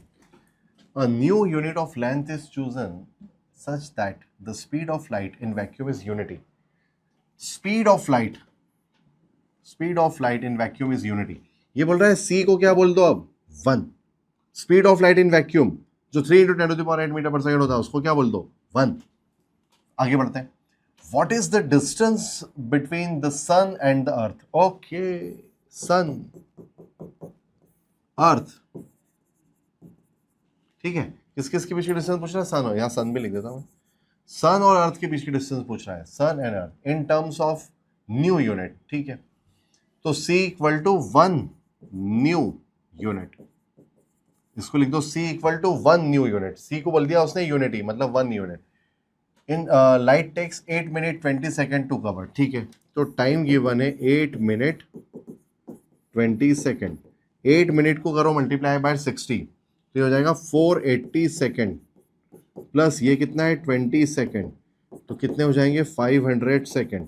हमसे पूछ रहा है डिस्टेंस, तो speed equal to distance upon time, तो distance equal to speed into time, और c की वैल्यू क्या कर दी हमने 1 new unit multiplied by 500 second, दोनों का प्रोडक्ट करो 500 न्यू यूनिट इनटू सेकेंड, क्या यूनिट दी है?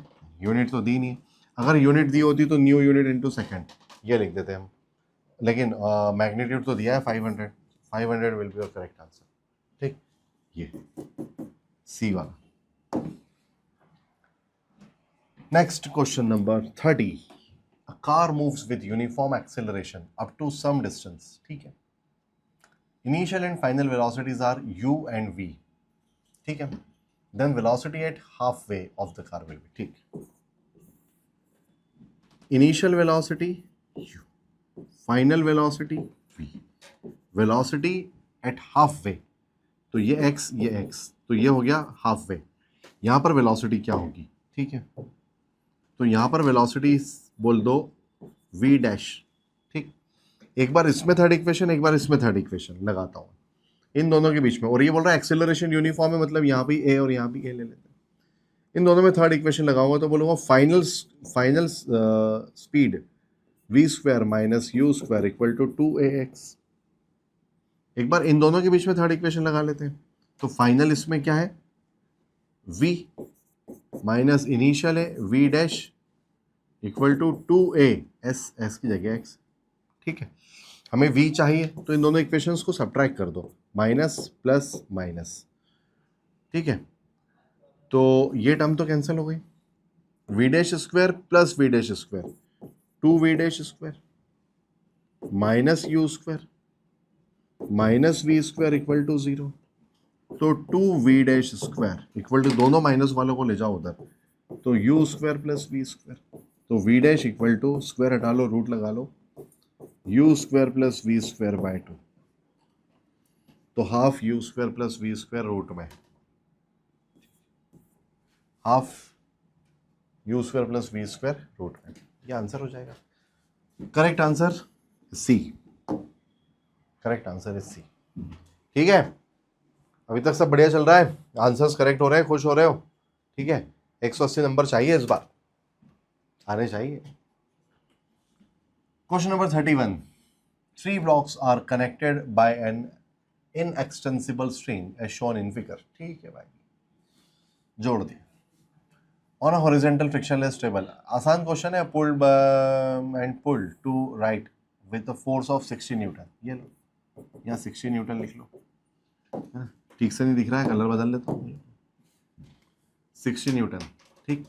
इफ m1 इक्वल टू 10 kg 20 kg 30 kg then tension T2, ये वाला टेंशन चाहिए, तो T2 इधर भी होगा इधर भी होगा, जब भी टेंशन आता है दोनों एंड पर आता है, बॉडी से दूर आता है, सब कुछ याद है। तो ये जो 30 है इसको देखो ध्यान से, इधर खींचा 60 से, इसने खींचा T2 से, और पूरे सिस्टम का एक्सेलरेशन अगर निकाले तो total force upon total mass, total force है 60, टोटल मास 30 50 60 60, तो एक्सेलरेशन आ गया 1, तो ये पूरा के पूरा आगे चल रहा है 1 से, 60 आगे T2 पीछे, फिर भी चला आगे, तो 60 minus T2 equal to MA, M30 A1, तो 60 minus 30 equal to T2, that is T2 equal to 30 newton. 60 minus 30 30, option number C, option C, this will be your correct answer, ठीक है। चलो आते हैं question number 32, a body is projected at an angle of 30 degree to the horizontal, 30 degree horizontal से 30 degree with the speed of 60 metre per second, 60 metre per second से फेंका, what is the angle with horizontal after 3 second, okay. 3 second बाद velocity का horizontal से angle क्या होगा, ठीक है। पहले इसके कंपोनेंट बनाते हैं, थोड़ा समझ में आएगा हमें। u cos थीटा, u है 60, cos 30 होता है √3/2, तो ये हो गया आपका 30 √3। ये होता है u sin थीटा, u है 60 और sin 30 होता है 1/2, मतलब ये है 30। कुछ समझ आया? u sin थीटा की वैल्यू मिली 30। जब भी हम 30 से किसी ऑब्जेक्ट को ऊपर फेंकते हैं तो 3 सेकंड में मैक्सिमम हाइट और 3 सेकंड में वापस। इसका मतलब 3 सेकंड बाद अगर एंगल पूछा है तो 3 सेकंड बाद बॉडी मैक्सिमम हाइट पर आ चुकी होगी और मैक्सिमम हाइट पर u sin थीटा 0 हो चुका होगा, क्योंकि 10-10 से कम होगा, 3 सेकंड लगेगा इसको 0 होने में। और u cos थीटा जो है वही रिजल्टेंट वेलोसिटी भी होगा, तो एंगल आ जाएगा tan theta equal to 0 degree, मतलब इसका आंसर हो जाएगा 0 डिग्री। और अलग तरह से भी सॉल्व करके बता सकता हूँ मैं इसको। कैसे करेंगे हम? कभी भी एंगल चाहिए वेलोसिटी का तो वो होता है tan theta equal to vy/vx। vy क्या होता है? Vertical velocity after 3 second.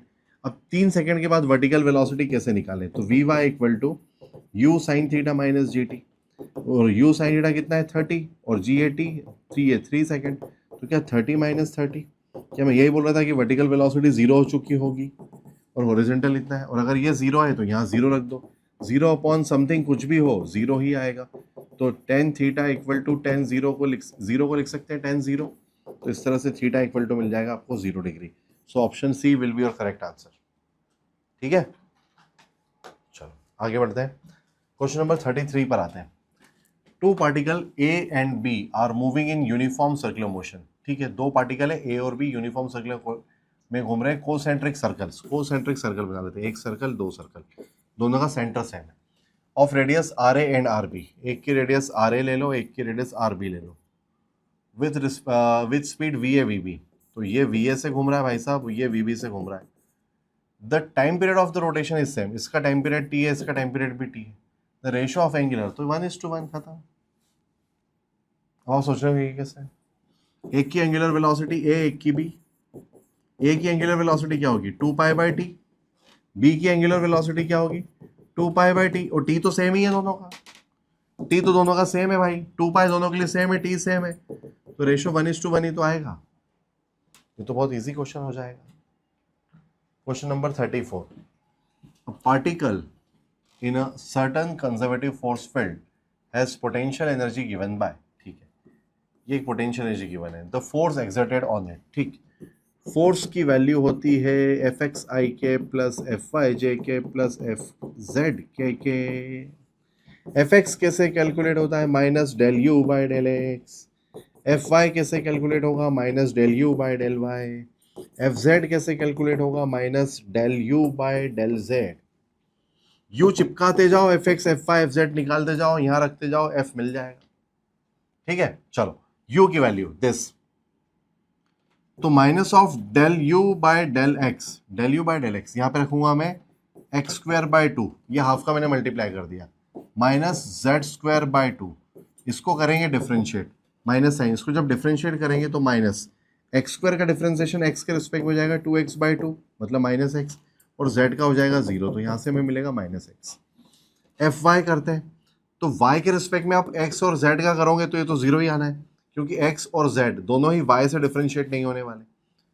अब x और z से तो डिफरेंशिएट हो सकते हैं, चलो रखते हैं, minus del by del z, वही यही टर्म x²/2 माइनस z²/2, इस बार x²/2 का 0 हो जाएगा z के रिस्पेक्ट में, माइनस 0 माइनस इसका हो जाएगा 2z, z² का हो जाएगा 2z⁻2 मतलब 2z/2, तो ये माइनस माइनस इस तरह से आपको मिलेगा z, और जब ये दोनों वैल्यूज आप यहाँ पर और यहाँ रखोगे और ये तो 0 मिला है, तो आपको मिलेगा x है कि माइनस xi के प्लस 0 प्लस z के। ठीक, तो ऑप्शन नंबर ए आपका सही जवाब हो जाएगा। ठीक, this will be your correct answer and this is in option A. ठीक है, चलिए question number 35, small disc of radius 2 centimetre is cut from a disc of radius 6 centimetre. Okay, ये लो भाई 6 सेंटीमीटर की एक डिस्क, if the distance between their centre is 3.2, मतलब यहां से 3.2 पे जाओ और एक डिस्क उड़ा दो जिसकी रेडियस 2 सेंटीमीटर है, समझ गए? दोनों के सेंटर के बीच की डिस्टेंस 3.2 है, तो हम यहां से 3.2 पे गए और 2 सेंटीमीटर रेडियस वाली डिस्क उड़ा दी। देखो ये 2 है और ये 3.2 है, तो ये 1.2 होगा। What is the shift in the centre of मास, अब सेंटर ऑफ मास का शिफ्ट पूछ रहा है।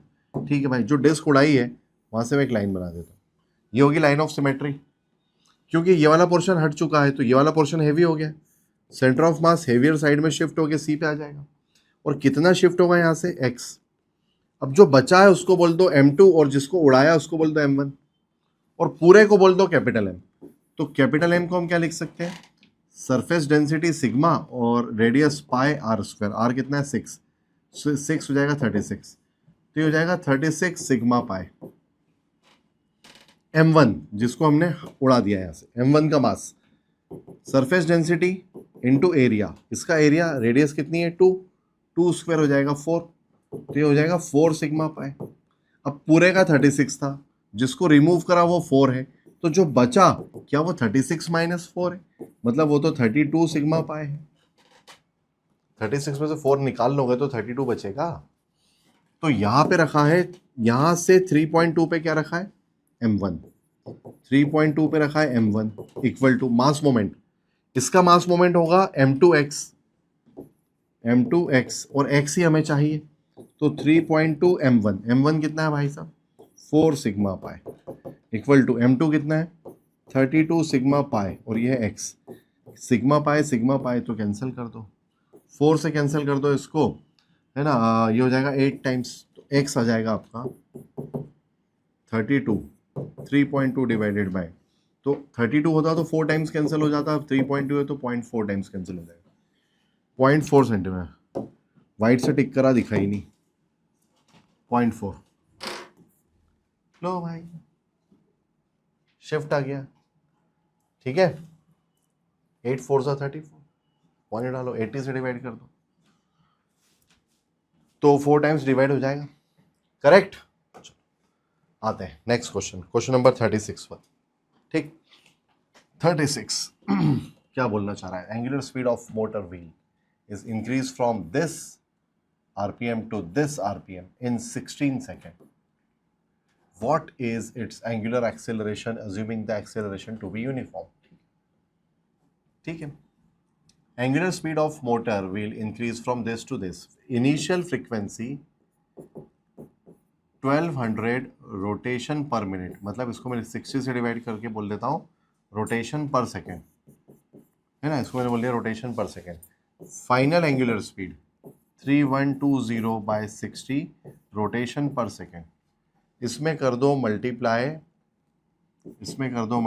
2 पाई से क्यों कर दो भाई 2 पाई न्यू तो ये बन जाएगा ओमेगा इसमें भी कर दो 2 पाई से मल्टीप्लाई तो ये बन जाएगा ओमेगा इसको बोल दो इनिशियल इसको बोल दो फाइनल है ना फ्रॉम दिस टू दिस तो फाइनल बढ़ा है तो एंगुलर स्पीड बढ़ रही है तो कौन बढ़ा रहा होगा अल्फा बढ़ा रहा होगा और एक्सेलरेशन को यूनिफॉर्म समझ के हमें कैलकुलेट करना है तो जैसे इक्वेशन 1 है अपनी v equal to u plus A t वैसे ही मैं ओमेगा के लिए लिख सकता हूँ क्या omega final equal to omega initial plus alpha t alpha हमें चाहिए ठीक है तो क्या इसको लिख सकते हैं हम omega final minus omega initial divided by t equal to alpha हाँ बिल्कुल लिख सकते हैं ओमेगा फाइनल की वैल्यू यहाँ से टिप दो 3120 divided by 60 into 2 pi minus ये कितना है 1200 बाय 60 2 पाई बाय टी और टी कितना है 16 सेकेंड इक्वल टू अल्फा ठीक है चलो तो इसमें से अपन 2 पाई बाय 60 ले लेते हैं कॉमन 2 पाई बाय 60 आ गया कॉमन और ये 16 भी नीचे बैठा हुआ है ठीक है भाई साहब आपका बचा ये वाली टर्म ठीक तो 0 minus 0 2 minus 0 11 minus 2 2 minus 1 equal to alpha ठीक है 0 से 0 कैंसिल 2 से कैंसिल कर दो एक काम करो 2 से कैंसिल कर दो 6 को 3 टाइम्स 4 से कैंसिल कर दो 4 टाइम्स और इसको कैंसिल कर दो 4 टाइम्स 16 है ना तो बचेगा 3 और ये आ जाएगा 8 है ना और 3 से कैंसिल कर दो तो कितना हो जाएगा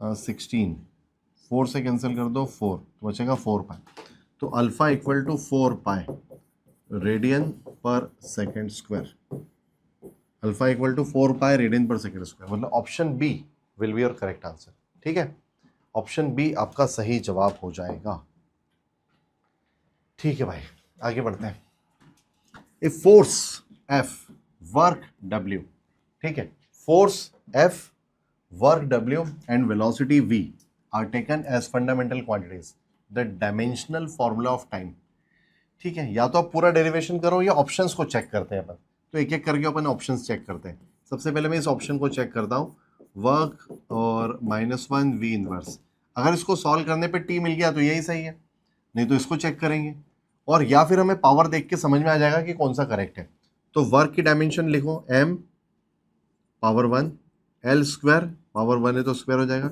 t टू दी पावर -2 ये हो गया फोर्स की डायमेंशन लिखो m l t to the power -2 और इस पूरे की पावर -1 है ये रहा वेलोसिटी को लिखो L T inverse to the power -1 देखो पावर 1 थी तो मैंने ऐसे ही लिख दिया -1 थी तो उसको इस तरह से लिखना पड़ा मुझे तो m l square t to the power -2 as it is ये बन जाएगा आपका m इनवर्स ये हो जाएगा l इनवर्स -2 -1 से बन जाएगा 2 और ये हो जाएगा L इनवर्स -1 से बन जाएगा T तो देखते हैं ध्यान से, L इनवर्स 2 बार है और +2 भी 1 बार है, तो ये कैंसिल है ना, ये कैंसिल, M इनवर्स से M कैंसिल, T⁻⁻2 से +2 कैंसिल, बचा क्या, T। मतलब इसी को सॉल्व करके T मिल गया।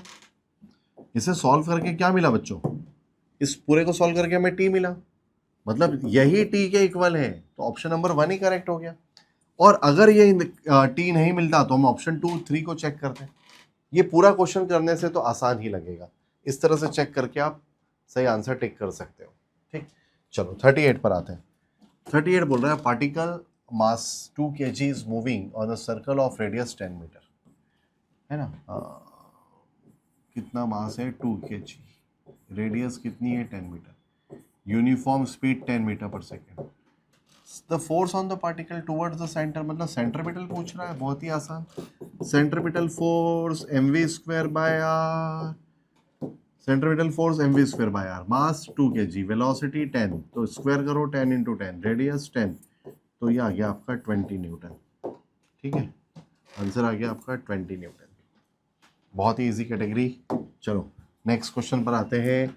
Force F is acting on a particle of position vector r vector, torque will be, तो टॉर्क होता है भाई साहब r क्रॉस f, टॉर्क की डेफिनेशन है r vector cross f vector, है ना। एक फॉर्मूला पूछ लिया था।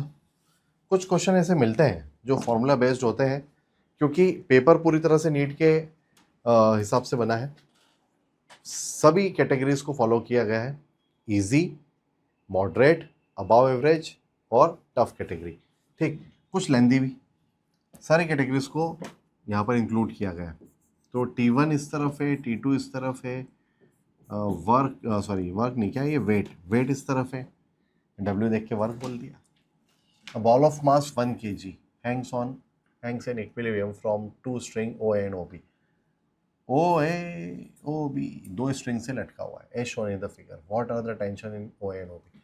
अच्छा T1 T2 की वैल्यू पूछ रहा है, चलो इसको बिगाड़ता हूँ मैं, ये वाले को, इसमें कंपोनेंट बना लो, T1 ये 30, तो क्या ये भी 30, ये 30 तो T1 cos 30, ये 60 तो ये भी 60, तो ये T2 cos 60, इन दोनों को कर दो equal, T1 cos 30 √3/2 equal to T2 cos 60 1/2, cos 60 कितना, cos 60 1/2, ठीक, 2 से 2 कैंसिल, तो T2 कितना, T1 √3, इसका मतलब अगर T1 मिला तो T2 भी मिल जाएगा, क्योंकि T2 है T1 √3।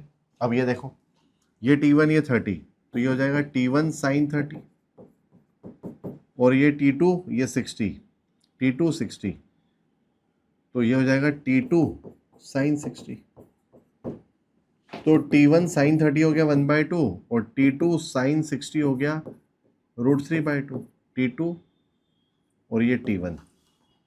ठीक, अब T1/2 प्लस, अच्छा इक्वल टू, इन दोनों का सम किसके इक्वल है, 10 के, इन दोनों का सम 10 के इक्वल है।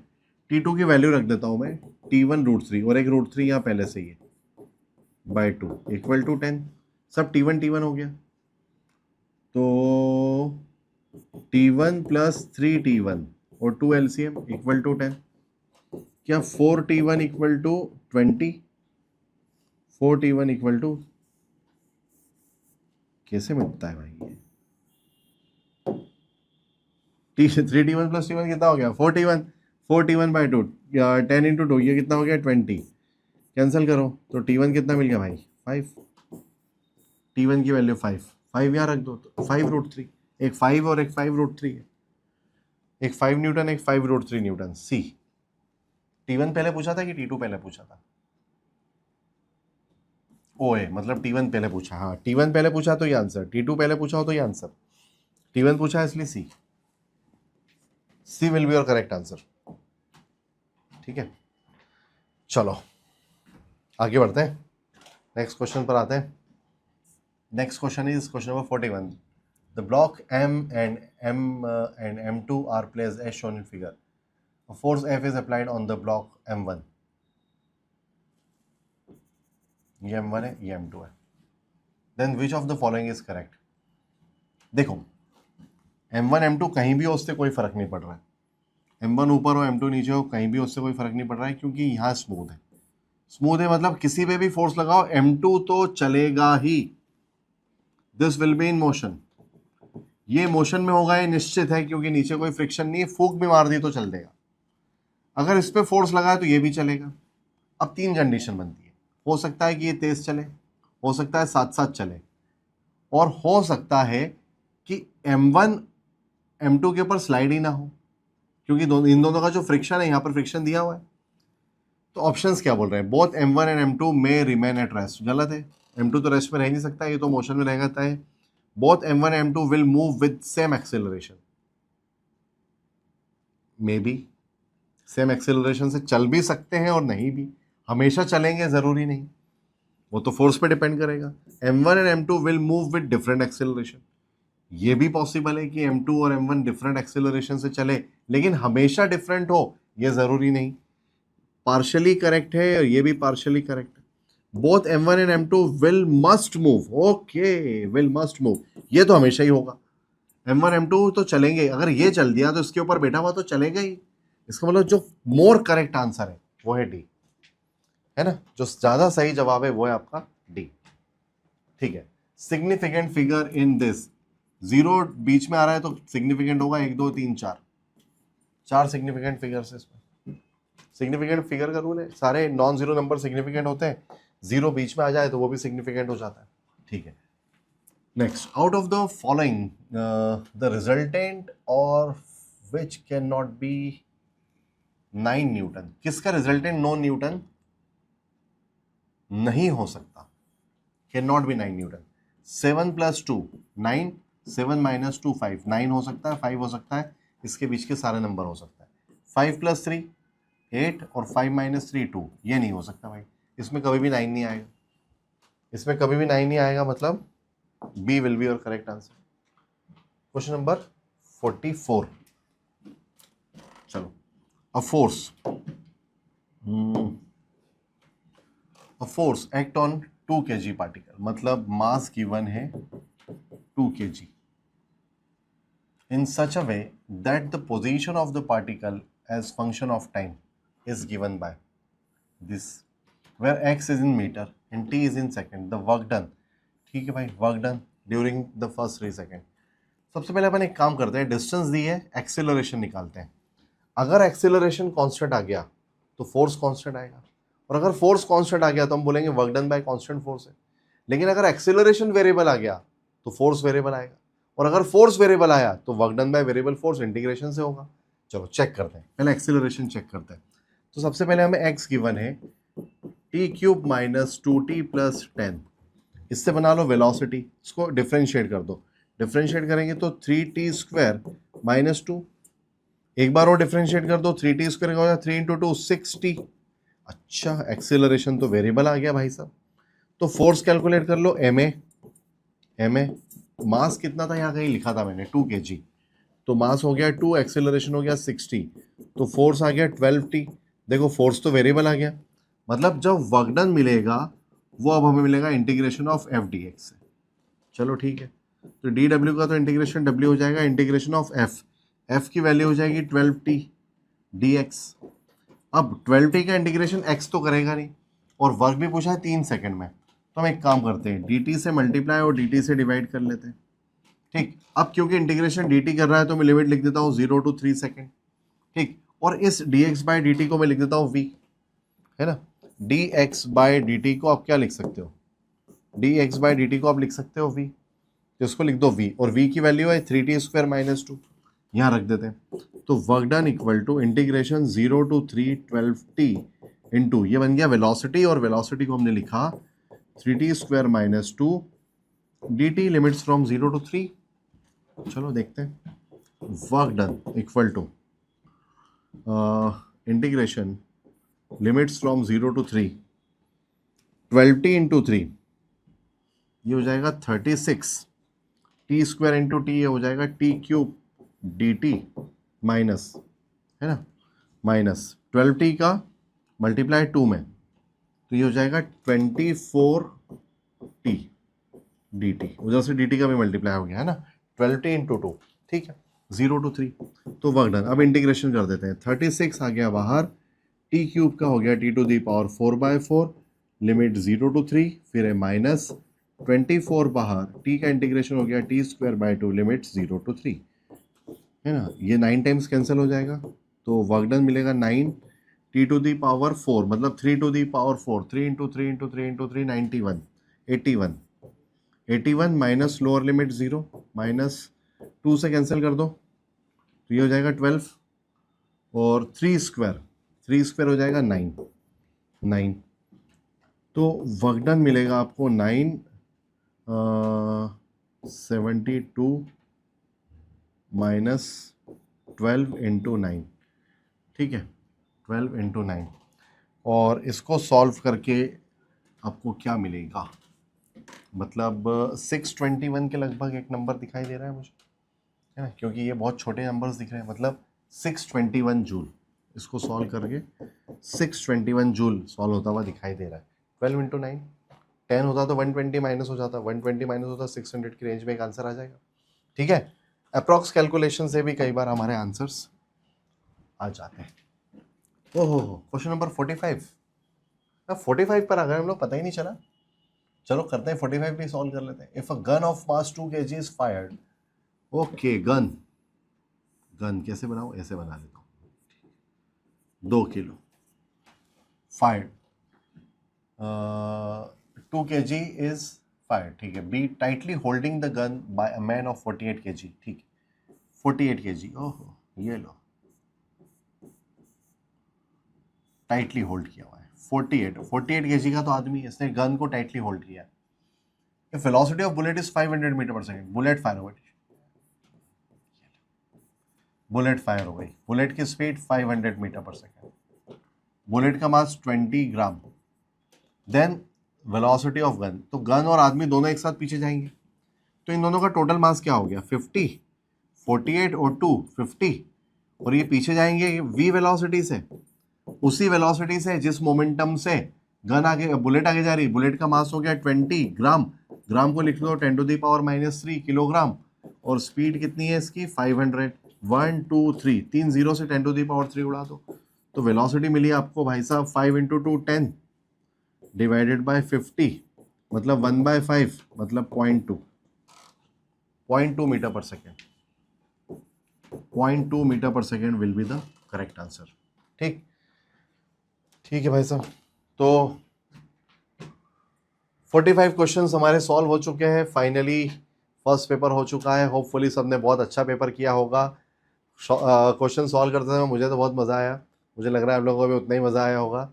सारे पेपर बहुत अच्छे जाने वाले हैं, इसी तरह से प्रिपेयर करते रहो और बने रहो MGCI के साथ। Thank you very much.